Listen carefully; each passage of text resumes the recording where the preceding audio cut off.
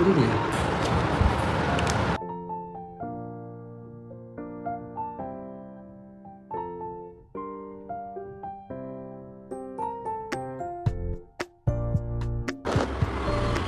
இதுதான் பால் பாத்திரம். எங்கள் கல்யாணத்துக்கு கிஃப்ட் ஆகுதுன்னு நினைக்கிறேன். ஸோ இதை தான் நம்ம ஃபஸ்ட் ஓப்பன் பண்ணி பால் பொங்க வைக்க போகிறோம். ஸ்லோக்கில் 1/2 லிட்டர் தான். இது ஆரம்பமானது.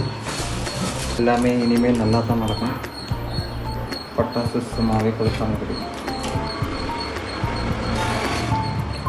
பொங்கல் பொங்கல் பால் பொங்கல் பாட்டு பொங்கல்.